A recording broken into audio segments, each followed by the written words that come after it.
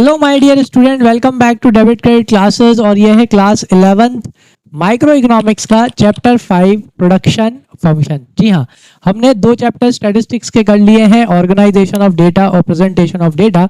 और अब हम वापस से आ गए हैं किस पे, माइक्रो इकोनॉमिक्स के। तो अब हम वापस से माइक्रो इकोनॉमिक्स के दो चैप्टर करेंगे, चैप्टर 5 और चैप्टर 6। चलो तो बिना कोई टाइम वेस्ट किए स्टार्ट करते हैं आज अपना चैप्टर 5।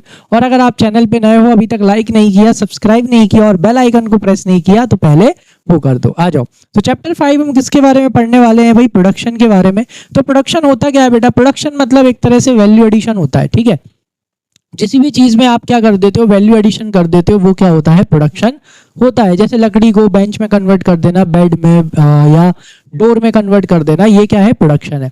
तो प्रोडक्शन फंक्शन क्या है? प्रोडक्शन फंक्शन में आज हम पढ़ने वाले हैं कि भाई प्रोडक्शन फंक्शन का मतलब कि इनपुट और आउटपुट के बीच में क्या होता है बेटा? रिलेशनशिप होता है। क्या होता है यहाँ पे?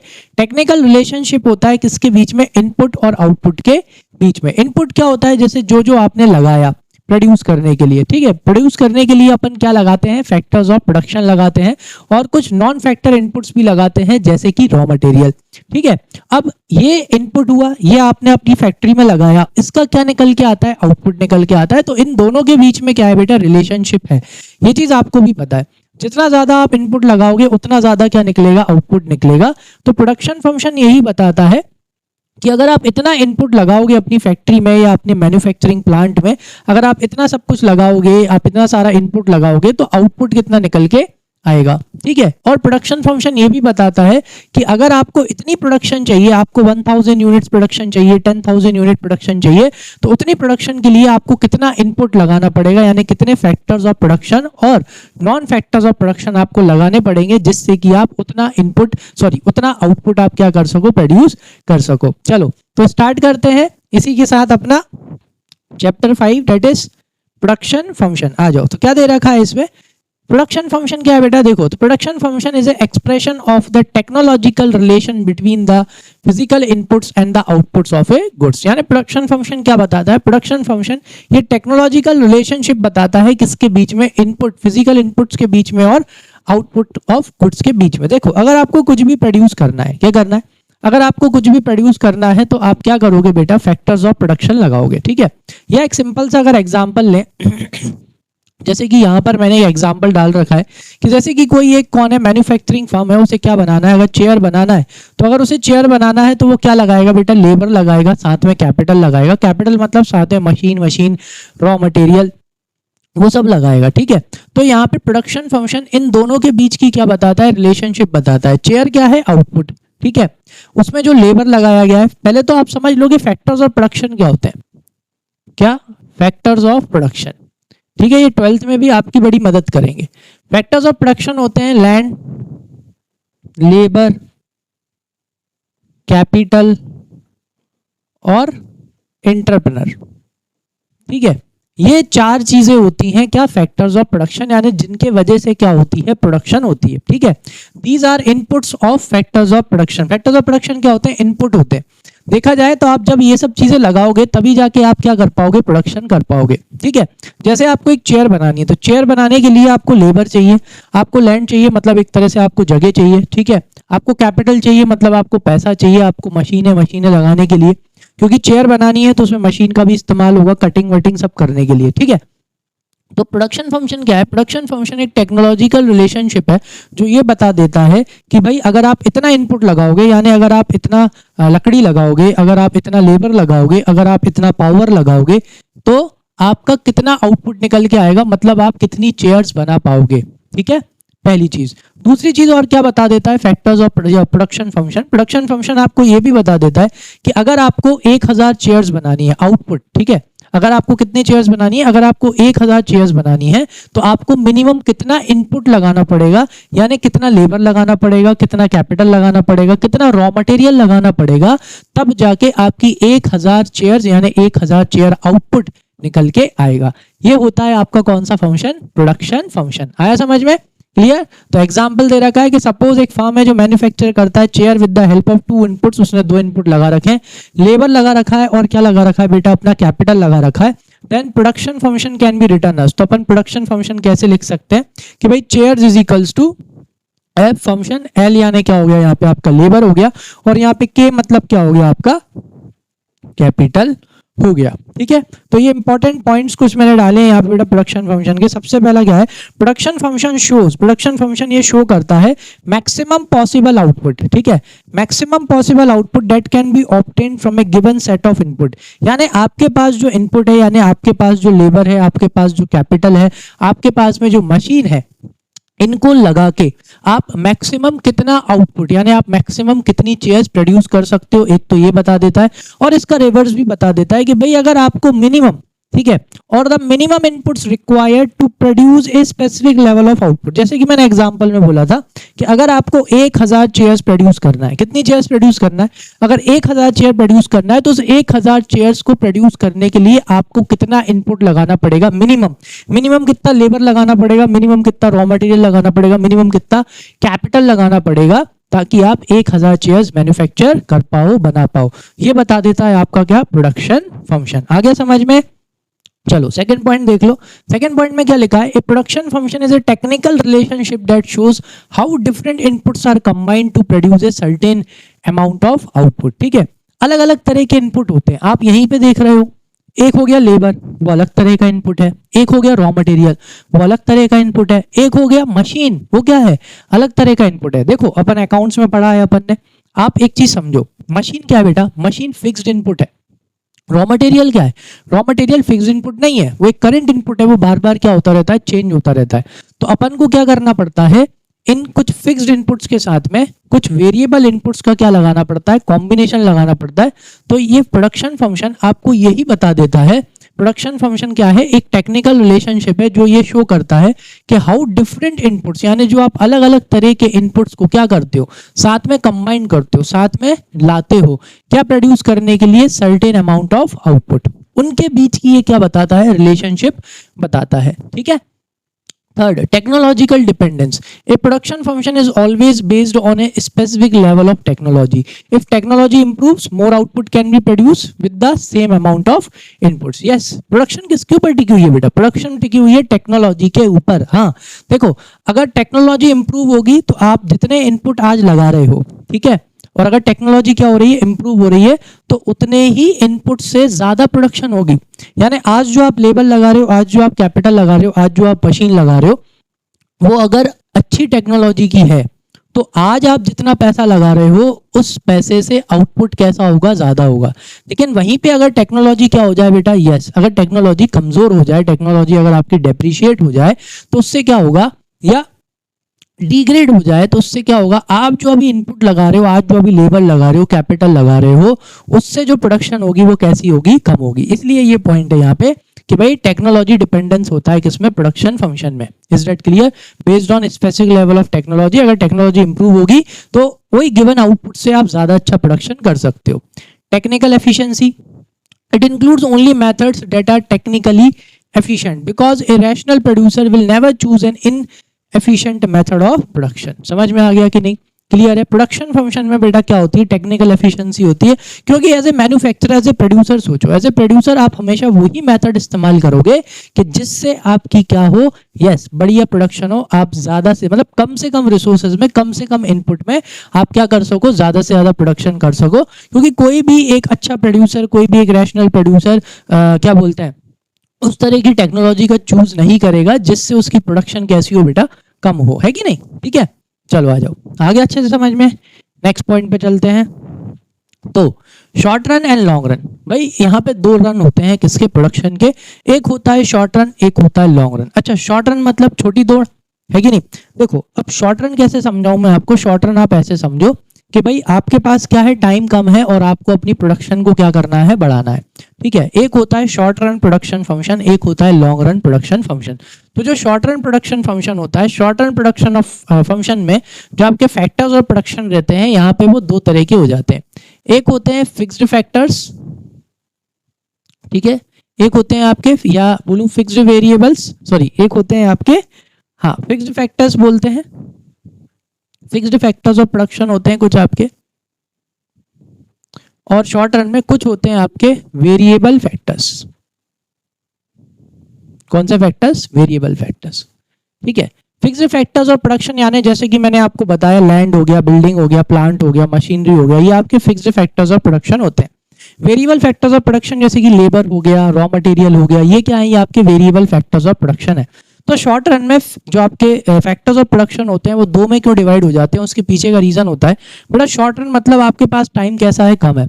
अगर आपके पास टाइम कम है तो आप कम टाइम में अगर आपको प्रोडक्शन बढ़ानी है तो आपके फैक्टर्स ऑफ प्रोडक्शन दो में डिवाइड होगा। क्यों होगा, उसके पीछे का रीजन ये है क्योंकि शॉर्ट पीरियड ऑफ टाइम में आपके जो फिक्स्ड फैक्टर्स होते हैं उन्हें आप क्या नहीं कर सकते, चेंज नहीं कर सकते। क्योंकि आप कम टाइम में बेटा जमीन, मशीनें, ये सब आप क्या नहीं कर सकते, खरीद नहीं सकते और आप अपनी प्रोडक्शन नहीं बढ़ा सकते। तो शॉर्ट रन ऑफ प्रोडक्शन में आपको अगर अपनी प्रोडक्शन बढ़ानी है तो वो किससे बढ़ाई जाती है बेटा, वेरिएबल फैक्टर से। क्योंकि शॉर्ट पीरियड ऑफ टाइम में आप फिक्स्ड फैक्टर्स को चेंज नहीं कर सकते। देखो आपको मशीन, आप कम टाइम में मशीन चेंज कर सकते हो, नहीं कर सकते भाई।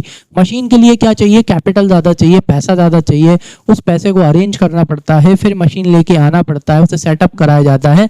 तो शॉर्ट रन में अगर आपको प्रोडक्शन बढ़ानी है बेटा तो आप अपने फिक्स्ड फैक्टर्स को चेंज नहीं कर सकते। लैंड हो गया आपका, कैपिटल सॉरी आपका मशीन हो गया, है ना, इस तरह से। वहीं पे अगर आपको शॉर्ट पीरियड ऑफ टाइम में अपनी प्रोडक्शन को बढ़ाना है तो यहाँ पर आप सिर्फ और सिर्फ कौन से वेरिएबल्स को चेंज कर सकते हो बेटा, आप अपने ये वेरिएबल फैक्टर्स जो होते हैं उन्हें ही आप चेंज कर सकते हो। यानी कि या तो आप किसको बढ़ा दो, या तो आप अपना लेबर को बढ़ा दो, ठीक है, और या तो आप और क्या बढ़ा दो, आपका रॉ मटेरियल लगाना ज़्यादा कर दो, ज़्यादा रॉ मटेरियल लगाने लगो, तो आपका प्रोडक्शन क्या हो जाएगा बेटा, बढ़ जाएगा। वैसे ही यहाँ पे लॉन्ग रन प्रोडक्शन फंक्शन में क्या होता है, लॉन्ग रन में आपके जितने भी फैक्टर्स ऑफ प्रोडक्शन होते हैं सारे के सारे फैक्टर्स ऑफ प्रोडक्शन क्या हो जाते हैं, वेरिएबल हो जाते हैं। वेरिएबल का मतलब ये हो गया क्योंकि आपके पास लॉन्ग रन है, लॉन्ग रन मतलब टाइम कैसा है, ज्यादा है। तो जब टाइम ज्यादा होता है तो जब ऐसे में आपको अगर अपनी प्रोडक्शन बढ़ानी है तो सारे फैक्टर्स क्या हो चुके हैं, वेरिएबल हो चुके हैं। तो लॉन्ग रन में आपके पास सफिशिएंट टाइम अवेलेबल है तो लॉन्ग रन में सारे फैक्टर्स ऑफ प्रोडक्शन वेरिएबल हो जाते हैं और आप इन सभी को क्या कर सकते हो, चेंज कर सकते हो, ठीक है, अपनी प्रोडक्शन को बढ़ाने के लिए। चलो आ जाओ, अब इसको अपन यहाँ पे फटाफट इसमें से समझ लेते हैं। क्या लिखा है बेटा, The functional relationship between change in output due to change in input is studied in two phases। दो phases में इनको पढ़ा जाता है, एक होता है शॉर्ट रन और एक होता है long run time period. Short run क्या होता है, the short run is a period in which the output can be change only by altering variable factors. सिर्फ कौन से फैक्टर्स को चेंज करके आप अपनी प्रोडक्शन को चेंज बढ़ा सकते हो, लेबर और रॉ मटेरियल को। फिक्स इनपुट्स जैसे कि आपके फिक्स्ड फैक्टर्स जो होते हैं जैसे कि प्लांट हो गया, मशीनरी हो गया, बिल्डिंग हो गया, can not B change during this period. Production can B increased by adding more variable factors but only up to the capacity limit of the fixed factors। ठीक है, शॉर्ट रन है, short run में आपको अपनी production capacity बढ़ानी है तो उसको बढ़ाने के लिए आपको क्या करना पड़ेगा, आप सिर्फ अपने वेरिएबल फैक्टर्स को ही चेंज कर सकते हो, यानी कि लेबर बढ़ा सकते हो और रॉ मटेरियल ज्यादा लगा सकते हो। क्यों, क्योंकि शॉर्ट रन में जब आपके पास टाइम कम होता है तो उस टाइम पे आप अपने फिक्स्ड फैक्टर्स जैसे कि बिल्डिंग हो गई, लैंड हो गई, मशीन हो गई, आप उन्हें चेंज नहीं कर सकते। समझ में आ गया। लेकिन वेरिएबल फैक्टर्स को चेंज करने का मतलब ये नहीं है बेटा भर भर के तुम फैक्ट्री में क्या ले आओ, लेबर ले आओ, नहीं ला सकते। क्यों, क्योंकि जो आपकी बिल्डिंग है या आपकी जो फैक्ट्री है उसकी भी क्या बेटा एक कैपेसिटी होती है, इज दैट क्लियर। वो उतने ही लेबर को क्या कर सकता है, उसमें क्या बोलते हैं, झेल सकती है। आपकी फैक्ट्री जो है, आपकी फैक्ट्री में जितनी उसकी कैपेसिटी होगी उतना ही लेबर उसमें क्या कर सकता है बेटा, काम कर सकता है। इसलिए यहाँ पे ये वाला लाइन यहाँ पे है, production can be increased by the adding more variable factors but only up to the capacity limit of the fixed factors. क्योंकि फिक्स्ड फैक्टर की भी क्या होती है, अपनी एक लिमिट होती है। समझ में आया। आपके पास मशीन तो है लेकिन उस मशीन पे जितने लेबर की जरूरत है उतने ही लेबर वो मशीन क्या करेगी, झेलेगी। उससे ज्यादा लेबर आप अगर उस मशीन पे लगा दोगे तो मिसमैनेजमेंट होने लगेगा, फायदा होने की जगह उल्टा क्या होने लगेगा, नुकसान होने लगेगा। ठीक है, आ जाओ। लॉन्ग रन में क्या होता है, लॉन्ग रन में अगर आपको प्रोडक्शन बढ़ाना है तो लॉन्ग रन में सारे के सारे जो आपके फैक्टर्स ऑफ प्रोडक्शन होते हैं वो सब वेरिएबल हो जाते हैं। क्यों, क्योंकि लॉन्ग रन में आपके पास सफिशिएंट टाइम अवेलेबल होता है जिसमें आप क्या कर सकते हो, यस, अपनी प्रोडक्शन को बढ़ा सकते हो। अपनी प्रोडक्शन को बढ़ाने के लिए आप लॉन्ग रन मतलब आपके पास अच्छा सफिशिएंट टाइम अवेलेबल है तो आप अपने फिक्स्ड फैक्टर्स भी चेंज कर सकते हो, जैसे कि लैंड हो गया, बिल्डिंग हो गया, आपका प्लांट हो गया, मशीनरी हो गया, आप इन्हें आराम से चेंज कर सकते हो क्योंकि लॉन्ग रन है, आपके पास टाइम अच्छा खासा अवेलेबल है। तो इसलिए लॉन्ग रन में दोनों के दोनों जो फिक्स्ड फैक्टर्स वेरिएबल फैक्टर्स हैं सारे क्या हो जाते हैं, वेरिएबल फैक्टर्स हो जाते हैं। आ जाओ, तो long run is a period in which all factors of production can be change, सारे फैक्टर्स ऑफ प्रोडक्शन को आप चेंज कर सकते हो। It is long enough for a firm to adjust all inputs according to the changing condition, क्योंकि long run मतलब आपके पास अच्छा खासा क्या अवेलेबल है, टाइम अवेलेबल है, जिसमें आप क्या कर सकते हो, अपने फैक्टर्स ऑफ प्रोडक्शन यानी land, labour, capital, entrepreneur skills, इन सभी को आप क्या कर सकते हो, आराम से चेंज कर सकते हो, क्योंकि आपके पास अच्छा खासा टाइम अवेलेबल है। So in the long run a firm can change the size of its factory, आप अपनी फैक्ट्री के साइज को क्या कर सकते हो, बिल्कुल बढ़ा सकते हो। दूसरा, अडॉप्ट न्यू प्रोडक्शन टेक्निक, बढ़िया नई प्रोडक्शन टेक्निक आप यूज कर सकते हो, नई मशीनें ला सकते हो। Purchase new machinery and equipment, ठीक है, क्योंकि लॉन्ग रन है ना, लॉन्ग रन में आपके पास बढ़िया टाइम क्या है, अवेलेबल है, ठीक है। आ जाओ, तो यहाँ पे डिफरेंस बिटवीन दे रखा है बेटा, मीनिंग क्या दे रखा है कि भाई short run refers to a period in which output can be change by changing only variable factors. तो शॉर्ट रन में आप आउटपुट यानी अपने प्रोडक्शन को अगर आपको चेंज करना है तो सिर्फ आप वेरिएबल फैक्टर्स को ही चेंज करके कर सकते हो। लेकिन लॉन्ग रन में क्या हो जाता है, ये जो पीरियड है इसमें अगर आपको आउटपुट को चेंज करना है तो यहाँ पे आप सारे फैक्टर्स ऑफ प्रोडक्शन को क्या कर सकते हो, चेंज कर सकते हो, क्योंकि आपके पास अच्छा खासा टाइम अवेलेबल है।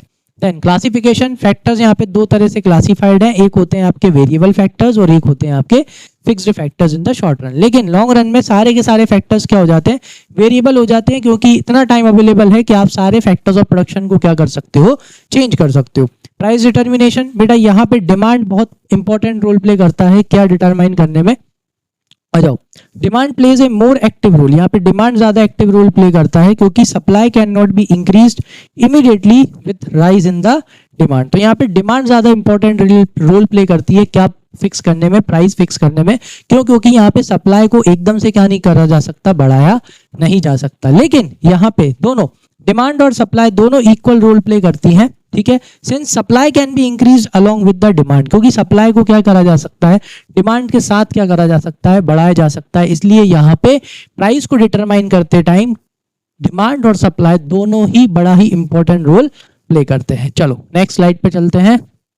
So important points about short run and long run. Short run और लॉन्ग रन के कुछ इंपॉर्टेंट पॉइंट्स होते हैं बेटा, जैसे कि फॉर एग्जांपल अगर मैं आपको बताऊं, अलग अलग इंडस्ट्री का शॉर्ट रन और लॉन्ग रन कैसा होता है, अलग अलग होता है।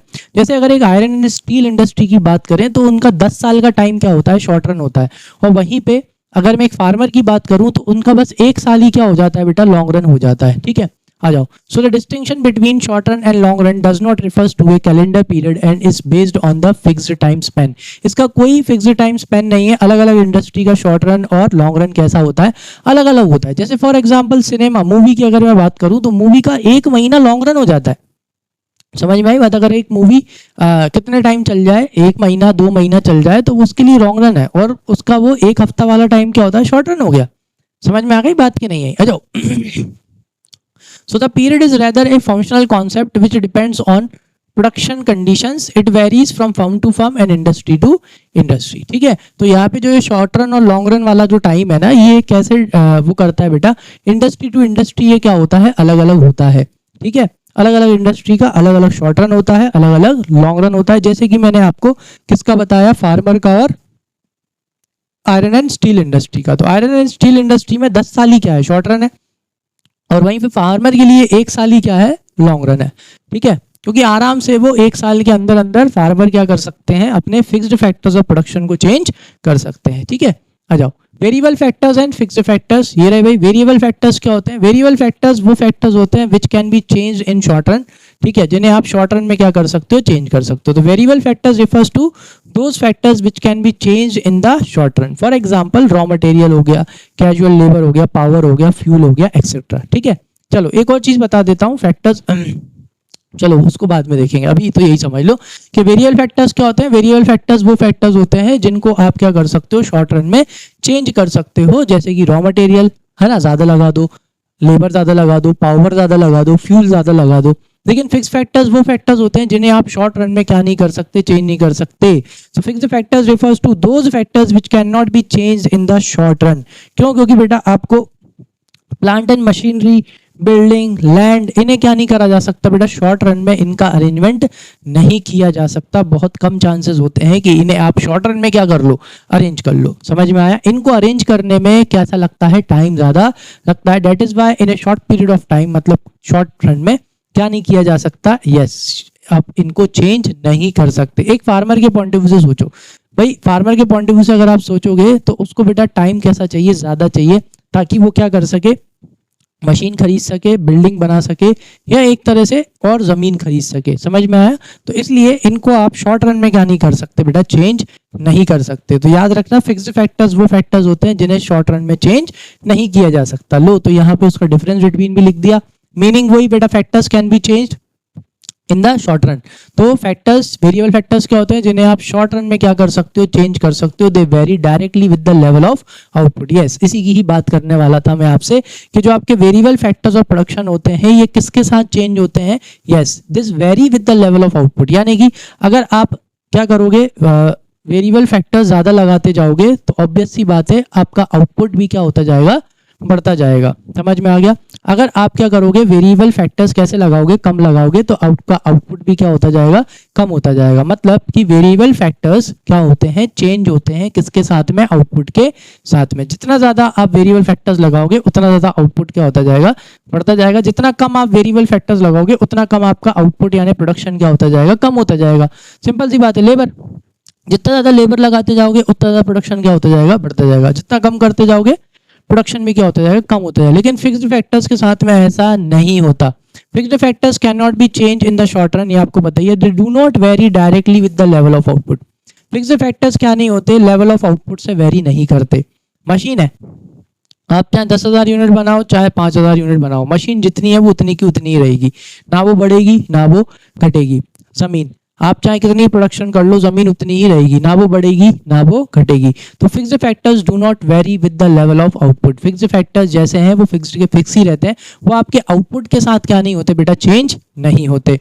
रिलेशन विद आउटपुट, तो आउटपुट के साथ रिलेशन क्या होता है बेटा, ये इंक्रीज और डिक्रीज होते हैं किसके साथ, अगर आउटपुट चेंज होता है। आउटपुट बढ़ता है तो वेरिएबल फैक्टर्स बढ़ते हैं, आउटपुट कम होता है तो वेरिएबल फैक्टर्स क्या हो जाते हैं, चेंज हो जाते हैं। लेकिन फिक्स्ड फैक्टर्स पे कोई असर नहीं पड़ता। रिमेन कांस्टेंट, देखो क्या लिखा है, remain constant regardless of change in the output in the short run. भले ही आपके शॉर्ट रन में आउटपुट बढ़ जाए चाहे आपका आउटपुट कम हो जाए, ये जो रहते हैं कैसे रहते हैं, सेम रहते हैं।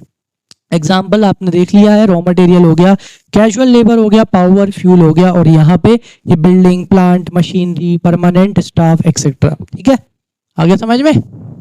नेक्स्ट, कोई भी डाउट हो कमेंट सेक्शन में मेंशन कर देना। चलो, टाइप्स ऑफ प्रोडक्शन फंक्शन। तो भाई यहाँ पे दो तरह के प्रोडक्शन फंक्शन होता है, एक होता है शॉर्ट रन प्रोडक्शन फंक्शन, एक होता है लॉन्ग रन प्रोडक्शन फंक्शन। अब आपको बहुत जल्दी समझ में आ जाएगा। देखो क्या होता है, in short run output is increased by changing only one variable input while keeping all other inputs constant. Since only the variable input changes, the ratio between inputs also changes at different level of output.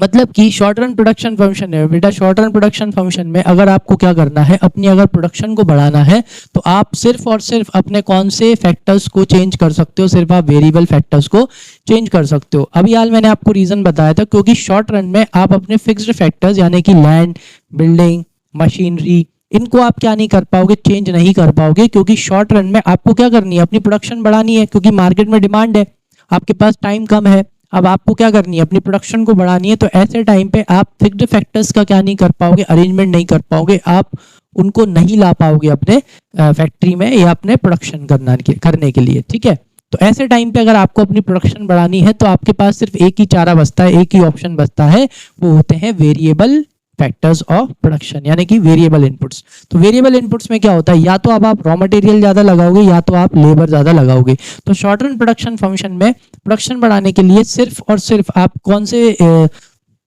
एक variable को आप क्या करते जाते हो, बढ़ाते जाते हो। क्या बढ़ाने के लिए, अपनी प्रोडक्शन को बढ़ाने के लिए, वही है आपका शॉर्ट रन प्रोडक्शन फंक्शन। ठीक है, तो शॉर्ट रन प्रोडक्शन फंक्शन में अगर आपको आउटपुट को इंक्रीज करना है तो बाय चेंजिंग ओनली वन, तो आप क्या करते हो, एक वेरिएबल इनपुट को while keeping all other inputs constant, बाकी जितने भी आपके इनपुट्स हैं उन सबको आप क्या कर देते हो, कांस्टेंट कर देते हो। तो since only the variable input changes, सिर्फ कौन से इनपुट चेंज होते हैं बेटा, सिर्फ वेरिएबल इनपुट चेंज हो रहा है। The ratio between inputs also changes at different level of output.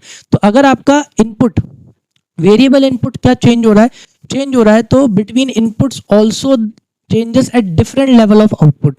तो इनका जो रेशियो है, इनका जो अनुपात है, किसका, फिक्स्ड वेरिएबल्स का और फिक्स्ड फैक्टर्स का और वेरिएबल फैक्टर्स का वो भी क्या होता जाता है बेटा, चेंज होता जाता है at each level of output. या मैं ये कहूँ कि जैसे जैसे आप अपने वेरिएबल फैक्टर्स को क्या करते जाते हो, बढ़ाते जाते हो, तो जो आपका आउटपुट होता है वो भी क्या होता चला जाता है, बढ़ता चला जाता है। ठीक है, शुरू शुरू में क्या होता है, शुरू शुरू में प्रोडक्शन तो अच्छे से बढ़ती है, लेकिन फिर एक टाइम आता है, फर्स्ट फेज में क्या होता है, आप जैसे जैसे अपना वेरिएबल फैक्टर बढ़ाते जाते हो, प्रोडक्शन ज़्यादा तेजी से बढ़ती है। फिर ये पहला स्टेज हो गया। दूसरे स्टेज में क्या होता है, अगर आप और लेबर बढ़ाते जाते हो तो अब आपका क्या होता है, प्रोडक्शन बढ़ता तो है लेकिन एक डिक्रीजिंग रेट, यानी अब आपका प्रोडक्शन ज़्यादा तेजी से नहीं बढ़ता। फिर आती है थर्ड स्टेज। थर्ड स्टेज में क्या होता है, अगर आप अभी भी क्या बढ़ाते जा रहे हो, आप लेबर बढ़ाते जा रहे हो, तो अब यहाँ पे आपका प्रोडक्शन बढ़ता नहीं है, उल्टा क्या हो जाता है, घट जाता है। उसके पीछे का रीजन ये होता है बेटा, आपके जो फिक्स्ड फैक्टर्स और प्रोडक्शन होते हैं, आपके पास जो फैक्ट्री की जमीन है, बिल्डिंग है, आपके पास जो मशीनें हैं, क्या हो जाता है, ओवर क्राउड हो जाता है। मतलब आप जरूरत से ज्यादा लेबर रख लेते हो, जिसके वजह से क्या होने लगता है, फायदा होने की जगह नुकसान। क्यों? क्योंकि मैनेजमेंट, मिसमैनेजमेंट होने लगता है, क्योंकि आपने एक तरह से अपनी फैक्ट्री को, अपनी मैन्युफैक्चरिंग यूनिट को क्या कर लिया है, ओवर क्राउड कर लिया है। समझ में आया? क्लियर है? ये अपन अभी पढ़ेंगे और अच्छे से, बस ऐसे ही मैंने बीच में बता दिया। सेकंड क्या होता है बेटा, long run production function. Long run production function में आप क्या कर सकते हो, लॉन्ग रन प्रोडक्शन फंक्शन वो प्रोडक्शन फंक्शन है जिसमें अगर आपको अपनी क्या बढ़ानी है, प्रोडक्शन बढ़ानी है, तो यहाँ पे सारे फैक्टर्स ऑफ प्रोडक्शन क्या हो चुके हैं, वेरिएबल हो चुके हैं। आप सभी को चेंज करके क्या कर सकते हो, आराम से अपनी प्रोडक्शन को क्या कर सकते हो बेटा, बढ़ा सकते हो। तो in long run output is increased by increasing all input simultaneously. आप सारे इनपुट्स को एक के बाद एक क्या कर सकते हो, चेंज कर सकते हो, and in the same proportion. कैसे प्रोपोर्शन में, कैसे परसेंटेज में, सेम परसेंटेज। कि भाई अगर आपने फिक्स्ड फैक्टर्स 50% से बढ़ाए, तो आप अपने वेरिएबल फैक्टर्स भी कितने से बढ़ा दो, 50% से बढ़ा दो। Since all inputs are variable, क्योंकि लॉन्ग रन प्रोडक्शन फंक्शन में आपके फिक्स्ड फैक्टर्स भी, फिक्स्ड फैक्टर्स ऑफ प्रोडक्शन भी वेरिएबल हो जाते हैं, और जो वेरिएबल है वो तो वेरिएबल है ही। क्यों? क्योंकि आपके पास लॉन्ग रन मतलब आपके पास एम्पल टाइम अवेलेबल है, आपके पास खूब टाइम अवेलेबल है। आप आराम से जमीन खरीद सकते हो, आप आराम से अपनी फैक्ट्री को बढ़ा सकते हो, आराम से बिल्डिंग का कैपेसिटी बढ़ा सकते हो, नई मशीन खरीद सकते हो।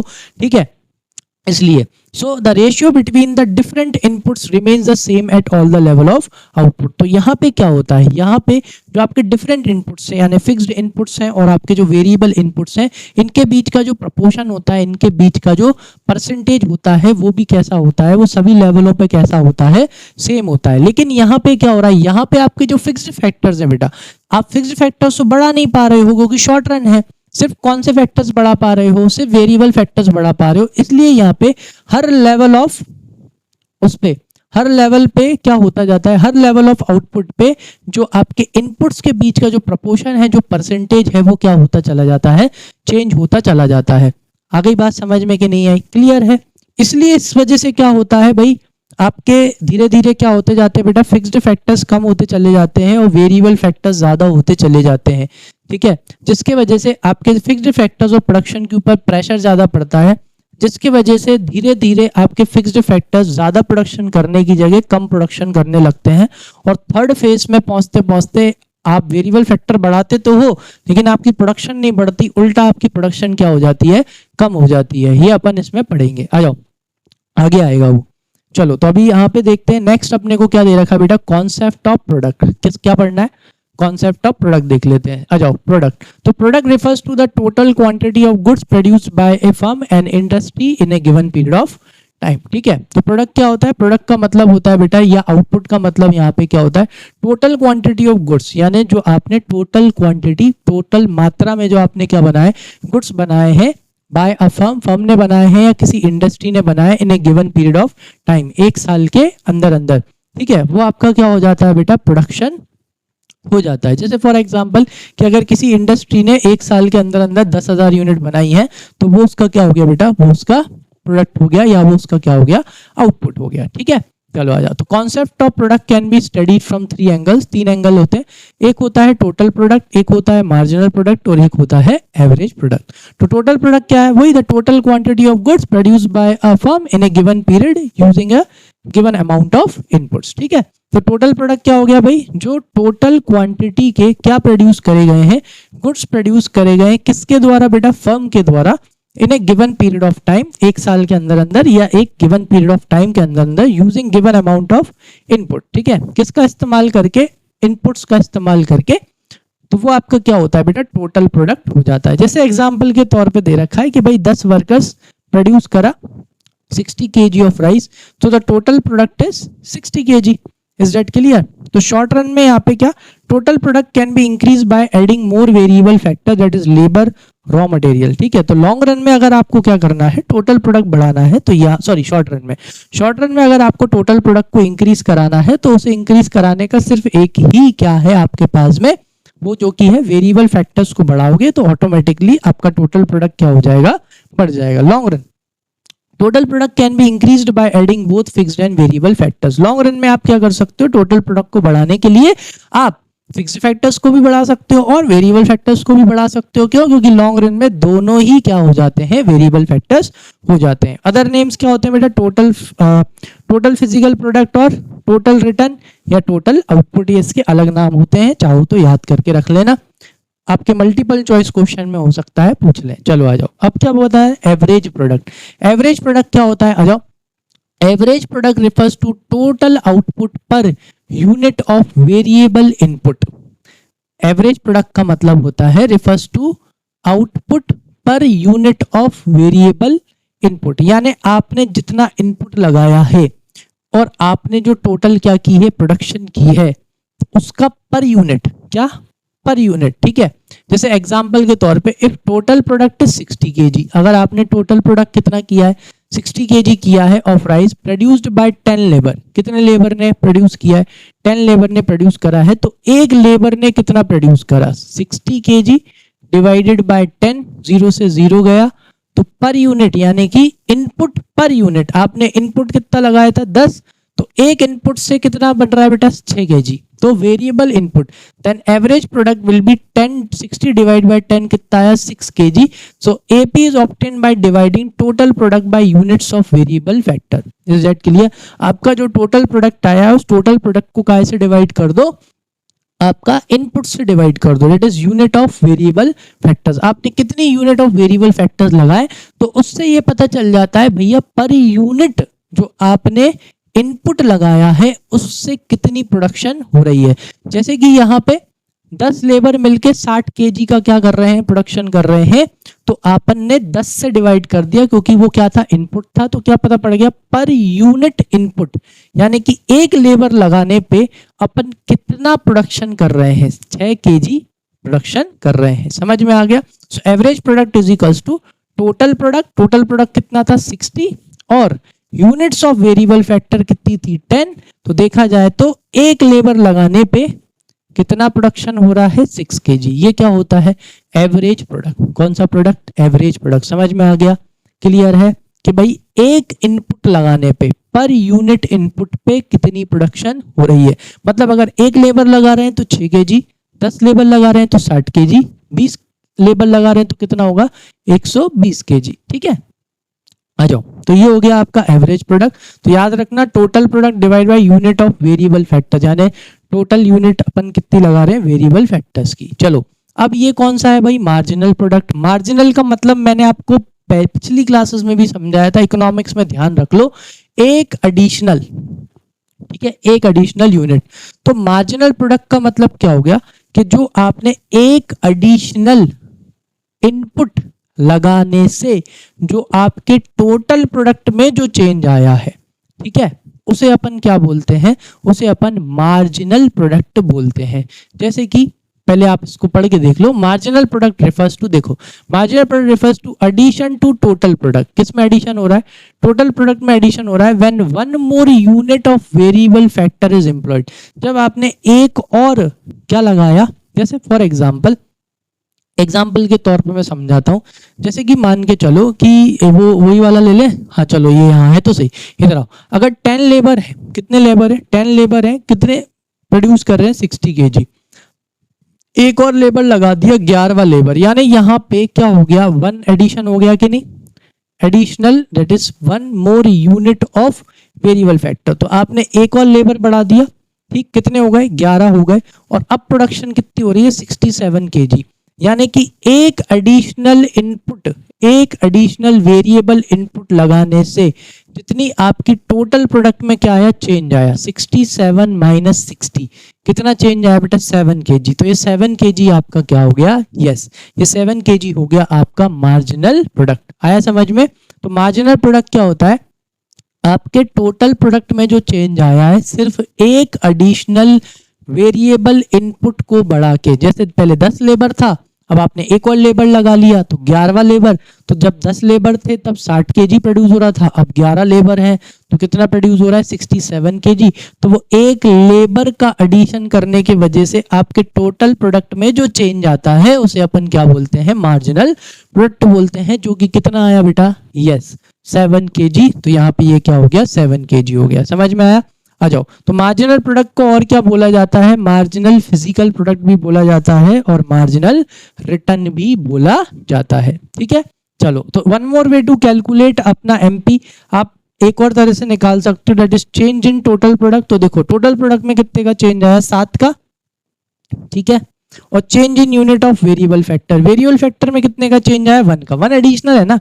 तो भाई 11 में से 10 गया, कितना आएगा, 1, डिवाइड करोगे तो कितना आएगा, 7। ठीक है, बच्चों वाला है लेकिन ठीक है, वो तो बस ऐसे ही दे दिया उन्होंने, ठीक है ना। वो न्यूमेरिकल आते थे पहले, अब तो पता नहीं न्यूमेरिकल देते कि नहीं देते, लेकिन पहले क्या आते थे, न्यूमेरिकल्स आते थे, इसलिए इस तरह से इनको समझाया जाता था, टेबल दिया जाता था, उस टेबल में से इन सारी चीज़ों को कैलकुलेट किया जाता था। तो change in total product, total product में 7 kg का चेंज आया, 7 ले लेंगे।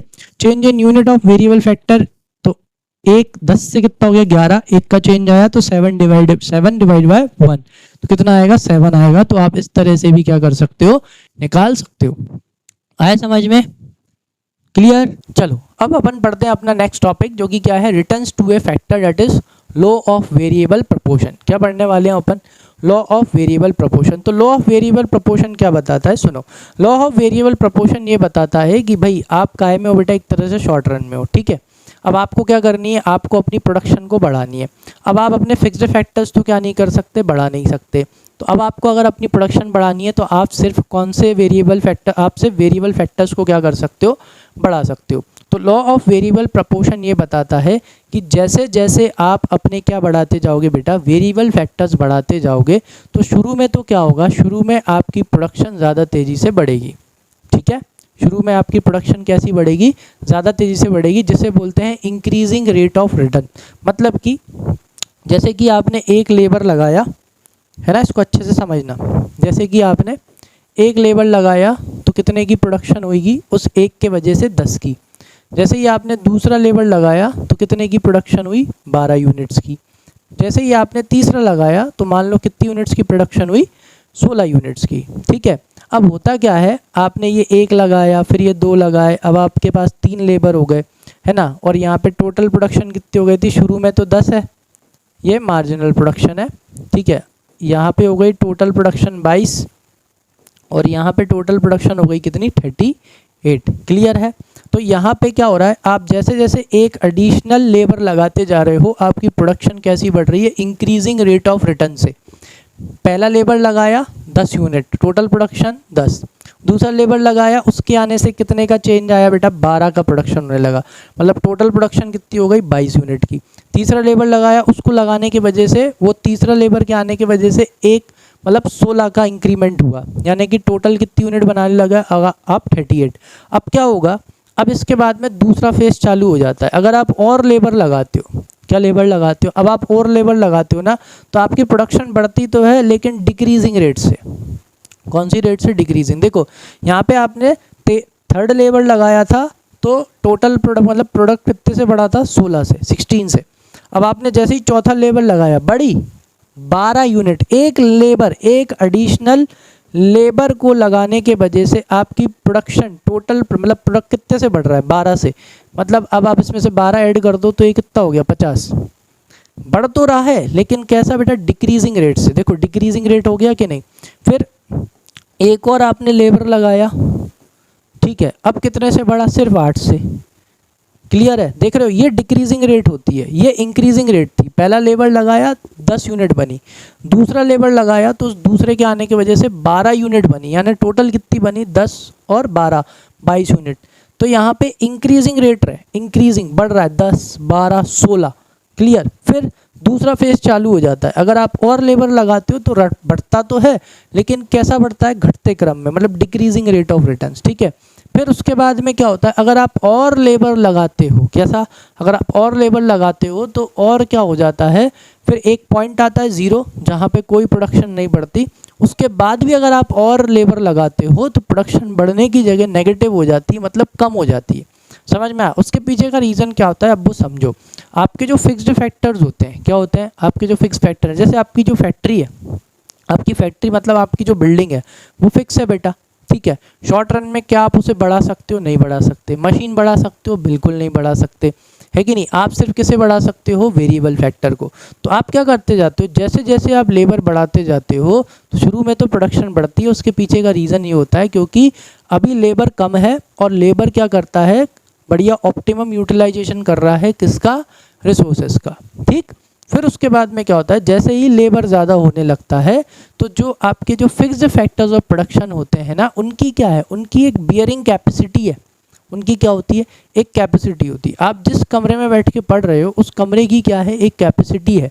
समझ में आया? उसमें 2, 4, 5 लोग होंगे, ठीक लगेगा। लेकिन उसके बाद जैसे ही ज़्यादा लोग होने लगेंगे तब भी ठीक लगेगा, लेकिन गर्मी लगने लगेगी, सफोकेशन होने लगेगा।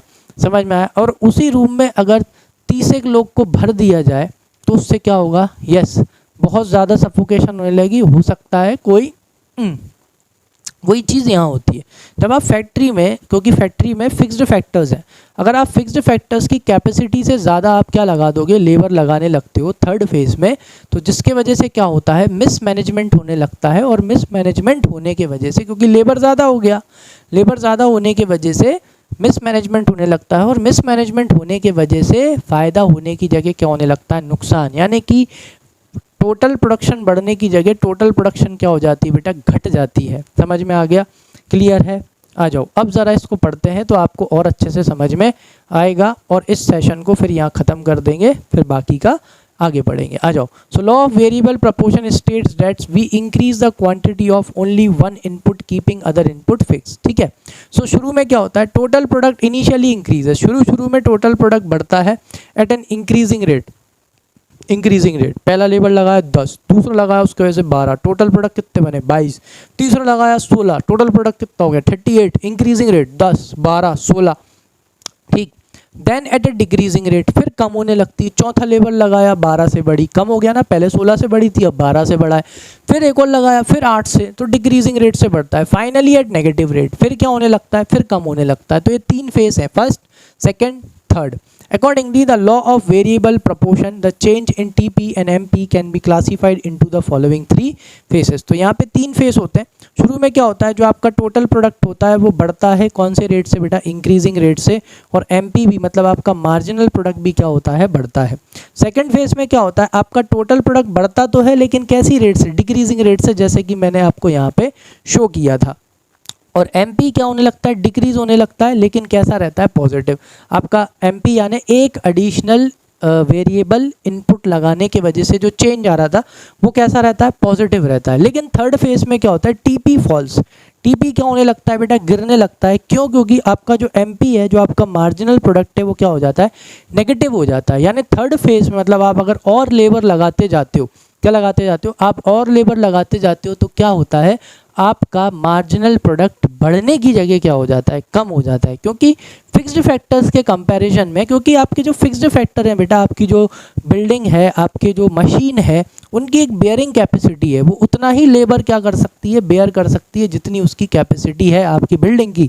आप ज़्यादा लेबर लगा दोगे तो उससे क्या होने लगता है, मिस मैनेजमेंट होने लगता है, जिसके वजह से आपकी प्रोडक्शन बढ़ने की जगह उल्टा, मतलब एक तरह से देखा जाए तो आपका फ़ायदा होने की जगह उल्टा आपका क्या होने लगता है, नुकसान होने लगता है। इसलिए उस एक एडिशनल लेबर की वजह से आपका जो MP है वो नेगेटिव में चला जाता है, जिसकी वजह से आपका टोटल प्रोडक्ट क्या हो जाता है बेटा, गिर जाता है, फॉल हो जाता है।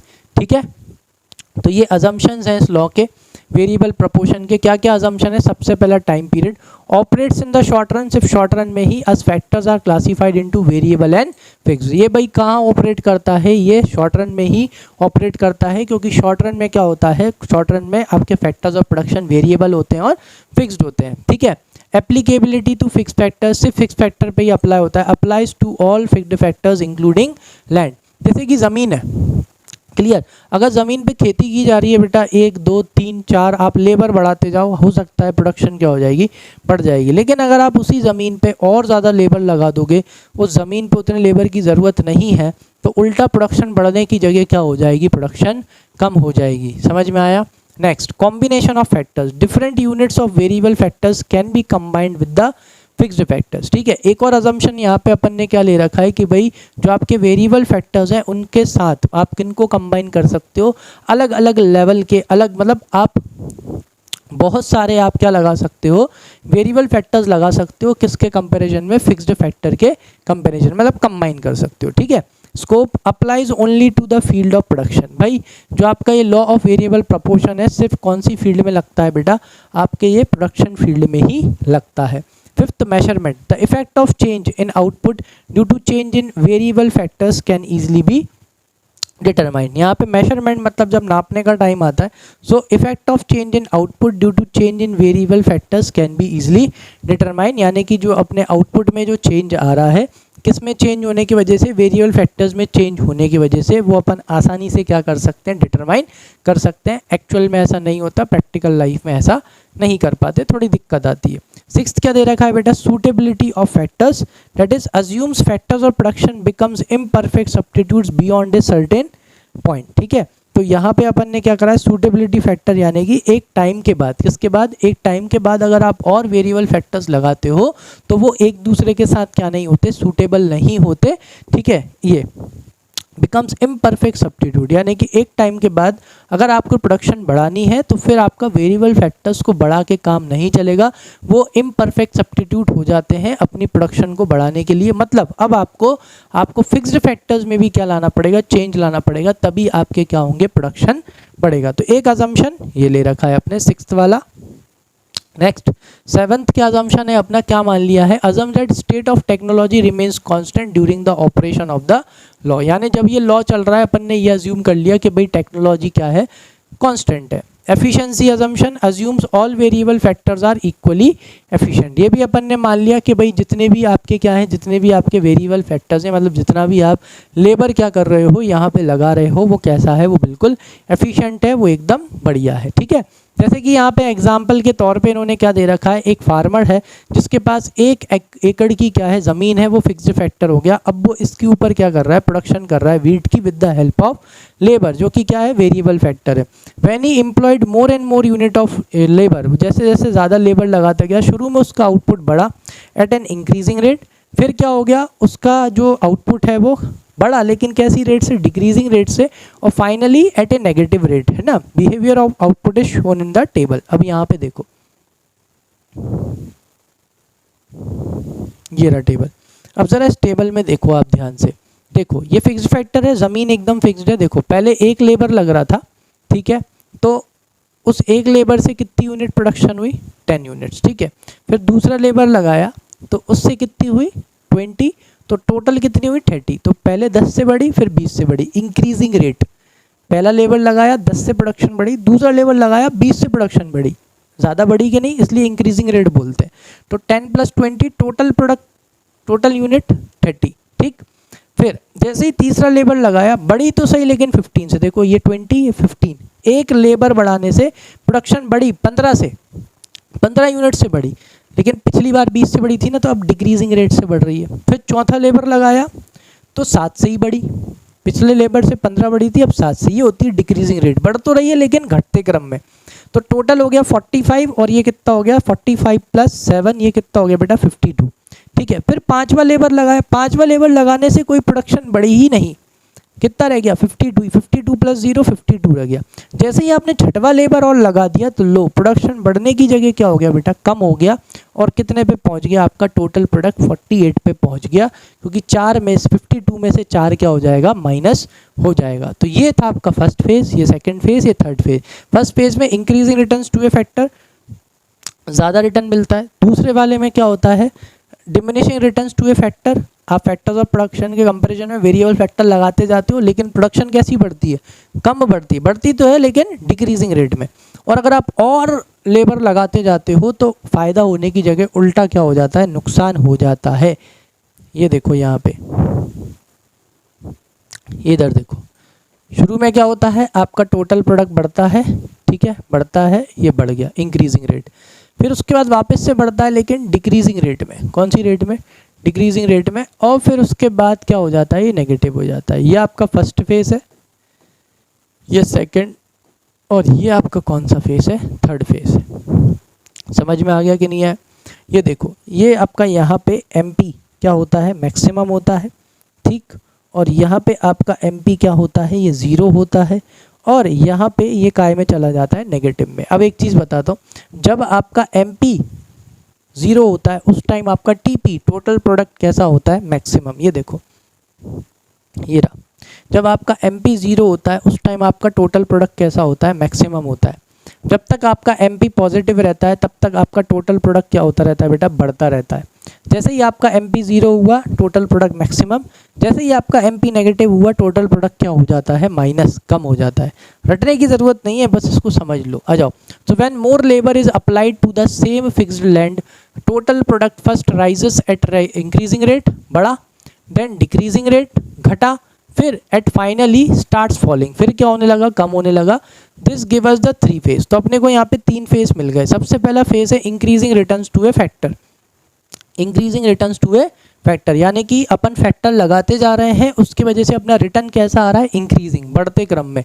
तो यहाँ पे शुरू में क्या हुआ बेटा, TP increases at an increasing rate, marginal product also rises. ये मैंने आपको समझा ही दिया, ठीक है। पहले 10 से बढ़ा, फिर 20 से बढ़ा, तो ये इंक्रीजिंग रेट हो गया। पहला लेबर लगाने से 10 यूनिट बढ़ा, दूसरा लेबर लगाने से 20 यूनिट बढ़ा, ज़्यादा बढ़ा ना, इसलिए इंक्रीजिंग रेट बोलते हैं इसको। तो टोटल कितना बढ़ गया, 20 यूनिट, 30 यूनिट।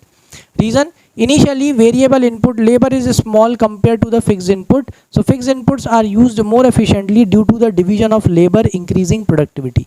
इस वजह से मैंने बताया था ना, शुरू में लेबर आपने कम लगाया है, किसके कंपैरिजन में, फिक्स्ड फैक्टर्स के कंपैरिजन में, इसलिए आपका जो यूटिलाइजेशन हो रहा है फिक्स्ड फैक्टर्स का, वो कैसा हो रहा है, अच्छे से यूटिलाइजेशन हो रहा है। इसलिए शुरू में प्रोडक्शन कैसी बढ़ती है, ज़्यादा रेट से बढ़ती है।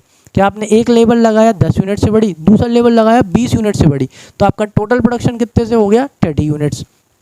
जैसे कि एक लेबर लगाया था तो 10 यूनिट, दूसरा लेबर लगाया तो कितनी हो गई, 30 यूनिट्स। तो टोटल राइस कितना हुआ, 30 यूनिट्स का हुआ, ठीक है।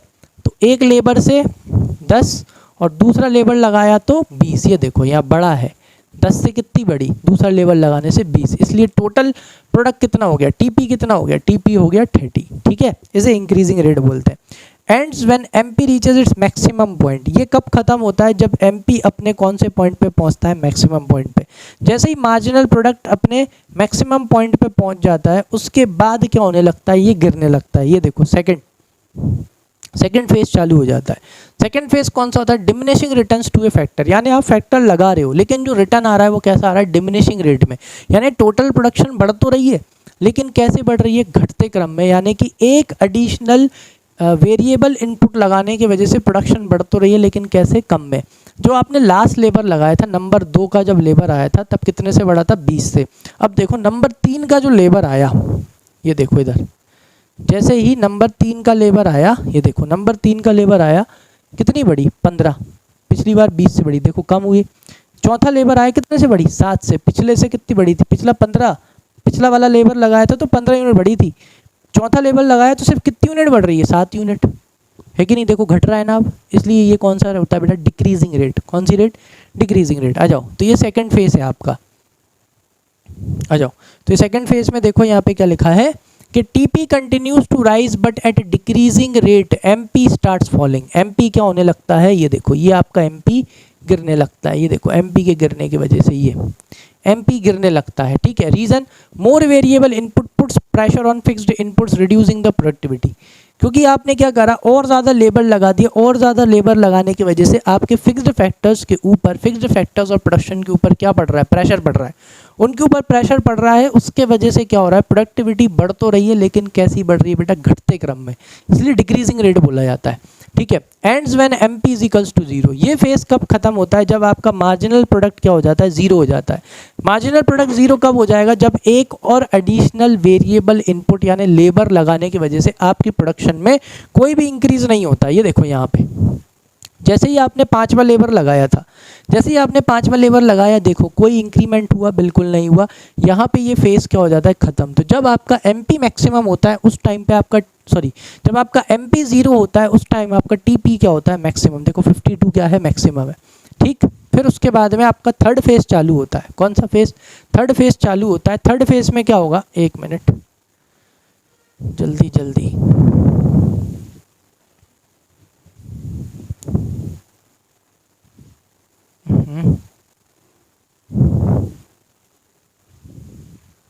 हाँ चलो, तो ये जो सेकंड फेज में यहाँ पे this is the most important phase where rational producer operate, TP is highest and MP is still positive.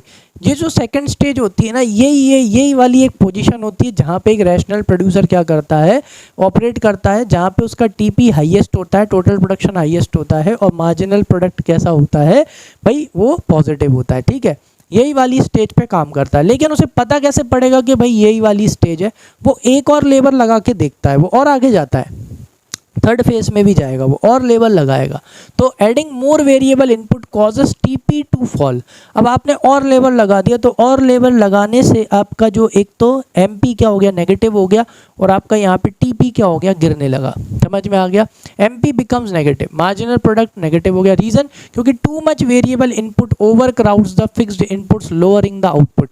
क्योंकि आपके फिक्स्ड इनपुट्स के कंपेरिजन में, लैंड के कंपेरिजन में आपने ज़्यादा लेबर लगा दिया, जिसके वजह से आपके फिक्स्ड फैक्टर्स और प्रोडक्शन के ऊपर प्रेशर बहुत ज़्यादा बढ़ गया, जिसकी वजह से मिसमैनेजमेंट होने लगता है।